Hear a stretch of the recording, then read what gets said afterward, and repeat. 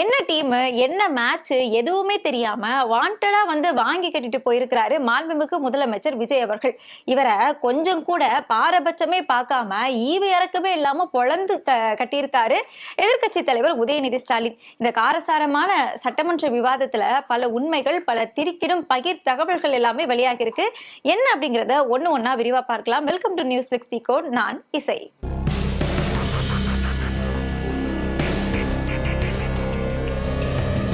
ஆச்சி மசாலா, எந்த சமையலும் ருசி தேடும் ரகசியம் 20 ரூபாய்.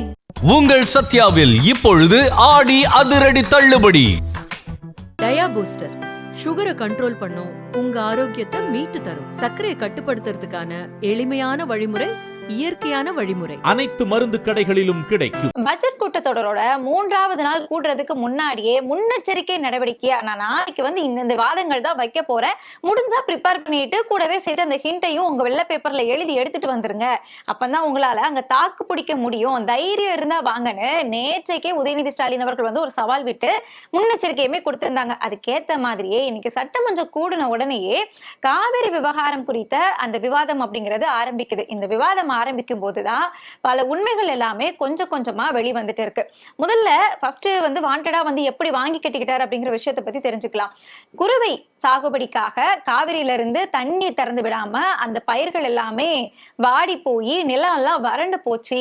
அதனால அதை வந்து வறட்சி மாவட்டமா டெல்டா மாவட்டங்களை அறிவிச்சு அங்க வந்து நிவாரண தொகை கொடுக்கணும் அப்படின்னு எதிர்க்கட்சி தலைவர் ஒரு வாதத்தை முன்வைக்க, முந்திரி கொட்ட மாதிரி முந்திக்கிட்டு நீங்க டெய்லி பேப்பர் படிங்க, பேப்பர் படிச்சாதானே தெரியும், நாங்க தான் நிவாரண நிதி ஏற்கனவே அறிவிச்சிட்டோமேன்னு சொல்லிட்டு ஸ்பெஷல் ஃபண்டை எடுத்து சொல்றாரு. அதாவது சிறப்பு தொகை அப்படிங்கிறது அந்த சாகுபடி செய்யறதுக்கு முன்னாடி கொடுக்கக்கூடிய மானியம் அப்படிங்கிறதுக்கும் நிவாரணம் அப்படிங்கிறதுக்கும் என்ன வித்தியாசம் அப்படிங்கிற ஒரு அடிப்படை அறிவில்லாத ஒருத்தர் முதலமைச்சர் அப்படிங்கிற பேர்ல வந்து இருந்துட்டு சட்டசபைக்குள்ள, அதுவும் ஏண்டா லைவ் போட்டு நம்மளே நம்ம மானத்தை வாங்கிக்கிறோம் அப்படின்னு அவங்களே வருத்தப்படக்கூடிய அளவுல இப்படி ஒரு வாதத்தை முன்வைக்கிறாங்க. முன்ன பின்ன பேப்பர் படிச்சிருந்தா நாட்டில் என்ன நடக்குதுன்னு தெரிஞ்சிருக்கும். இப்போ வறட்சி நிவாரண நிதி அவங்க கேட்குறாங்க. இது ரெண்டுத்துக்கும் வித்தியாசம் தெரிஞ்சுக்க வேண்டும். இது வெறும் டெய்லி காலைல பேப்பர் படிச்சா மட்டும் பத்தாது. அங்க அனைத்து கட்சி கூட்டத்தை கூட்டி அனைத்து விவசாயிகளோடையும் போய் கலந்து பேசி அவங்களுடைய கோரிக்கைகள் என்னன்னு நீங்க தயவு செய்து கேட்டுக்கொள்ள வேண்டும். நாங்க குறுவை சாகுபடிக்கு ஸ்பெஷல் பேக்கேஜ் ஏற்கனவே கொடுத்துட்டோம் அப்படின்னு சொல்றாங்க. ஆரம்பத்திலே சொன்ன மாதிரி இந்த ஸ்பெஷல் பேக்கேஜ் அப்படிங்கிறது சாகுபடி செய்யறதுக்கு முன்னாடி அவங்களோட விளைச்சல் வந்து அதிகமா இருக்கணும், அவங்களோட வியாபாரத்தை ஊக்குவிக்கணும், அவங்க வந்து ஏதாவது பயிர் வாங்கட்டும், உரம் வாங்கட்டும், அங்க ஏதாவது வந்து மானியம் கொடுப்போம், ஏதாவது வாங்கிக்குவாங்க அப்படிங்கிற ஒரு எண்ணத்துல கொடுக்கக்கூடிய ஒரு நிதி. அதாவது நிதினா ஊக்கத்தொகை அப்படின்னு சொல்லலாம். அதே இப்ப உதயநிதி ஸ்டாலின் அவர்கள் என்ன கோரிக்கை முன் வச்சாரு அப்படின்னா, உங்களுடைய மெத்தனத்தால, உங்களுடைய இயலாமையினால ஜூன் 12ஆம் தேதியே திறந்து விடக்கூடிய தண்ணி இன்னும் வராததுனால அங்க பயிர்கள் எல்லாம் வாடி போயிடுச்சு, வாடி போன பயிருக்கு இழப்பீடு கொடுங்க. அதாவது நிவாரணம் அப்படின்னா இழப்பீட்டு தொகை, மானியம் இது இழப்பீட்டு தொகை, ரெண்டுத்துக்கும் வித்தியாசம் தெரியாம வாண்டடா வந்து வாங்கி கட்டி லைவ்லயே அதுவும் வாங்கி கட்டிட்டு போயிருக்கிறாரு மாண்புமிகு முதலமைச்சர் விஜய் அவர்கள். இது ஒரு பக்கம் இருக்க, ஏன்னா நாங்க மட்டும்தான் இந்த விவகாரத்துல இப்படி இருக்கிறோமா, காவிரி விவகாரம் அப்படிங்கிறது பல வருஷமா 1924 இருந்த நீதி கட்சி காலகட்டம், அதுக்கு முன்னாடி பிரிட்டிஷ் காலகட்டத்தில இருந்தே தொடர்ந்துட்டு இருக்கக்கூடிய ஒரு பிரச்சனை. அப்படிதான் இந்த பிரச்சனையில இதுக்கு முன்னாடி நீங்க தானே ஆட்சி செஞ்சீங்க, அதுவும் குறிப்பா ஒரு நேத்துக்கே ஹிண்ட் கொடுக்காதீங்கன்னு சொன்னா இவர் வேற காவிரி விவகாரம் பத்தி தான் பேச போறோம் அப்படின்னு ஹிண்ட் கொடுத்தோன்னா 4 வார்த்தையும் 4 வருஷத்தையும் பார்த்துட்டு வந்துட்டாங்க. 1969 அந்த ஒரு படத்துல வடிவேல் சொல்லுவாங்க இல்லையா, ஒரு காமெடி ஸ்டாம்பு வாங்க போகும்போது ஒண்ணு இல்லை அப்படின்னு சொல்லிட்டு 1969 அப்படின்னு சொல்லி ஆரம்பிப்பார்ல, அந்த மாதிரி எதுக்கெடுத்தாலும் திமுக 1969 இதே மாதிரி ஒரு விவாதம் வந்து சட்டமன்றத்துக்குள்ள நடந்தது. அப்போ அந்த நீர்வளத்துறை அமைச்சரா இருந்தது யாரு தெரியுமா, அவரு தான் அணைக்கட்டை இது பண்ணாங்க அப்படின்னு சொல்லிக்கிட்டு, அது என்ன அணை கட்டுறதுக்கு யார் அப்படிங்கறத டீட்டெயிலா சொல்ல, ஏன்னா அவங்க வந்து டீட்டெயிலா எழுதி கொடுக்கல, அந்த வெள்ளை பேப்பர்ல இருந்ததை தான் ஐயா வந்து படிச்சிருந்தாங்க. ஏற்கனவே உதயநிதி ஸ்டாலின் அவர்கள் கேட்கக்கூடிய கேள்விக்கு எல்லாமே முதலமைச்சர் வாயை திறக்க கூடாது அப்படின்னு ஒரு தீர்மானத்தை நிறைவேற்றினாங்க. அவங்க ஒரு தீர்மானத்தை நிறைவேற்றினா இந்த பக்கம் காவிரி விவகாரம் குறித்து ஒத்திவைப்பு தீர்மானத்தை உதயநிதி ஸ்டாலின் அவர்கள் கொண்டு வந்து ஒரு கடிதத்தை கொடுத்து அதை எடுத்துட்டு வந்து இப்ப வாய் பேசக்கூடிய ஒரு நிலைமைக்கு தள்ளி விட்டுருக்காங்க.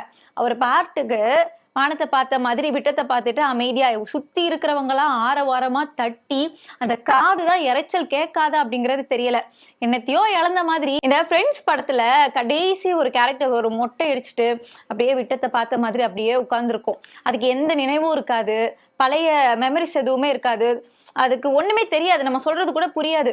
கடைசியில அவன் நண்பன் சூர்யா பார்க்கும்போது தான் அவங்களுக்கு வந்து உணர்ச்சி வரும். அந்த மாதிரி உதயநிதி ஸ்டாலின் அவர்கள் போட்ட போர்ல தான் நேத்து ஃபுல்லா உணர்ச்சி இல்லாம விட்டத்தையே பார்த்துட்டு இருந்த முதலமைச்சர் அவர்களுக்கு உணர்ச்சி வந்து பிட்டு பேப்பரை பார்த்து ஒரு 4 வருஷத்தை வந்து சொல்லிட்டாரு. அதுவும் வந்து முழுசா சொல்லல. அப்ப அந்த 1969 என்னதாங்க நடந்துச்சு? நீர்வளத்துறை அமைச்சரா இருந்தது யார் அப்படின்னு கேட்டீங்கன்னா, 1969 நீர்வளத்துறை அப்படின்னு ஒரு துறையே கிடையாது. இந்த நீர்வளத்துறை அப்படிங்கிறது ஆரம்பிக்கப்பட்டதே 2021 ஸ்டாலின் அவர்களுடைய ஆட்சி காலத்துலதான் நீர்வளத்துறைன்னு ஆரம்பிக்கப்பட்டது. அப்ப அந்த காலகட்டத்துல வந்து நீர் மேலாண்மை எல்லாம் யாரு பாத்துக்கிட்டாங்க? பாசனம், நதிகள் எல்லாம் யார் கண்ட்ரோல்ல இருந்து அப்படின்னு கேட்டீங்கன்னா, அப்போ இந்த நீர்வளத்துறை கீழே இருக்கக்கூடிய இந்த டிவிஷன்ஸ் எல்லாமே பொதுப்பணித்துறை கீழே தான் இருந்தது. அப்போ பொதுப்பணித்துறை அமைச்சரா இருந்தது கலைஞர் அவர்கள். அதுவுமே வந்து 67, 68 இந்த காலகட்டத்துல பொதுப்பணித்துறை அமைச்சரா இருக்கிறாங்க. அதுக்கப்புறம் அண்ணா மறைவுக்கு பிறகு 69 பிப்ரவரி 10 வந்து முதலமைச்சரா கலைஞர் அவர்கள் வந்து பொறுப்பேற்றுக்கிறாங்க. இந்த காலகட்டத்துல தான் அவங்க சொல்லக்கூடிய அணை அப்படிங்கிறது மேகதாது அணை கிடையாது, அது இப்பதான் கட்ட போறாங்க. ஹேமாவதி அணை அப்படிங்கிறது காவிரியோட துணை ஆறு ஹேமாவதி. அங்க வந்து ஒரு அணை கட்டுறாங்க. அந்த அணை வந்து எப்ப கட்டுறாங்க அப்படின்னா 68 காலகட்டத்துல அதை வந்து தொடங்கிட்டு 71 அந்த காலகட்டங்கள்ல முடிக்கிறாங்க. அப்போ 68ல பொதுப்பணித்துறை அமைச்சரா இருந்தது கலைஞர் அவர்கள் தானே. அப்போ அதுக்கு அனுமதி கொடுத்தது கலைஞரா தானே இருக்கும் அப்படிங்கிற ஒரு வரலாற்று அறிவு கூட இல்லாம, ஏற்கனவே வந்து ஒரு விவசாய அறிவு கிடையாது. கேட்டா வந்து பேப்பரை படிங்க அப்படின்னாங்க. ஏன்னா பேப்பர் படிச்சாலும் அது புரியாது, விவசாயிகள் கிட்ட போய் பேசினாதான் புரியும். கோட் சூட் போட்ட விவசாயிக்கு சேத்துல இறங்கி நாத்து நடக்கூடிய அந்த விவசாயிகளோட கஷ்டம் எப்படி தெரியும் அப்படிங்கிறத அப்படியே நறுக்குன்னு அவருடைய வார்த்தைகள்ல சொல்லணும்னா அந்த மாதிரி கொட்டி விட்டாரு உதயநிதி ஸ்டாலின் அவர்கள்.